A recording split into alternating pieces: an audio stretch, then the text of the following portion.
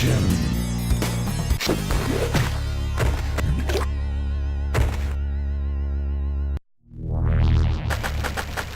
Greetings collectors and welcome to today's retro game review. In the last episode we took a look back at the original Mortal Kombat for the home systems.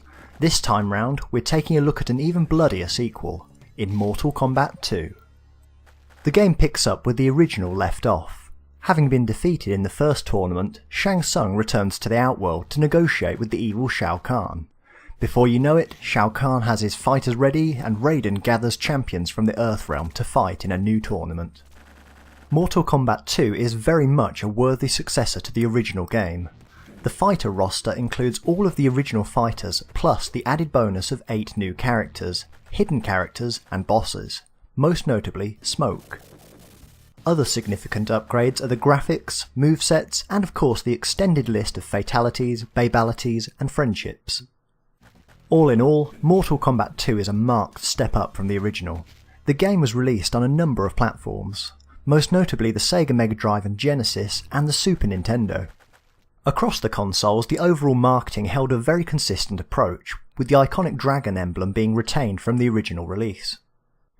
In terms of controls, you will now find that the game has a lot more variation. The rather limited moveset of the original has been expanded to a much richer set of high and low punches, a variety of kicks and special moves. All in all, the game just looks and feels much better as a gaming experience. The format of the game is very much unchanged though. You'll be following a standard tournament ladder to climb. The endgame is fairly much a repeat of the original Mortal Kombat 1, a sub-boss and then a final boss. On difficult mode, Shao Kahn's bodyguard Kintaro is a real challenge due to his teleport stomp. Shao Kahn himself though is a little more predictable. You will die. Fight. What sets Mortal Kombat 2 apart from the original is that it's built on the foundations of the original game but added significantly to the user experience. It's not often you can say this about a sequel, but it does appear to be superior in just about every single element. Personally, I also see Mortal Kombat 2 as the standard to which all successive games in the series needed to be held. With the beginnings of a combo system and great emphasis on an in-depth fighting system rather than just a showcase for fatalities, Mortal Kombat 2 took the series from a potentially one-hit violent wonder into a series that gamers cared about after all the hype around violence died down. Everything about the game works. It's crisp, it's fluid, it's unapologetically in your face, and also self-knowing enough to bring a touch of humour to proceedings. Finish him.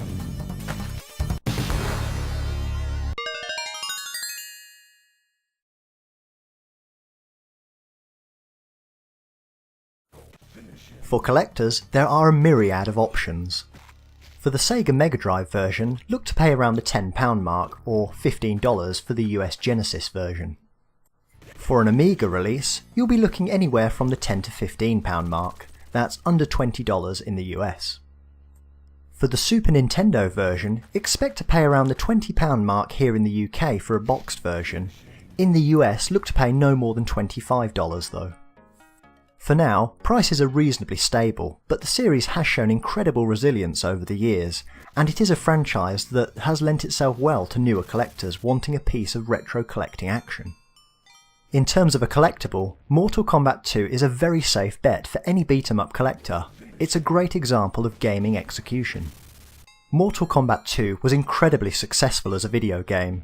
It was distinct and profitable as a series.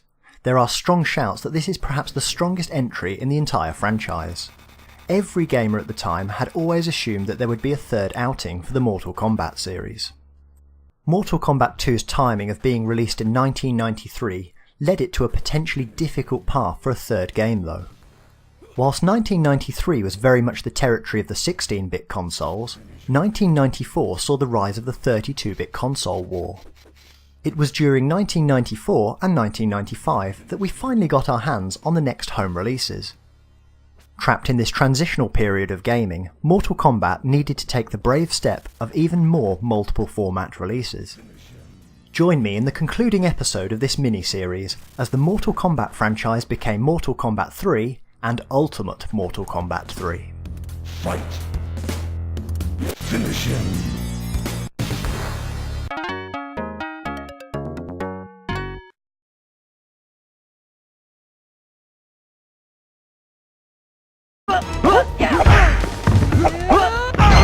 him.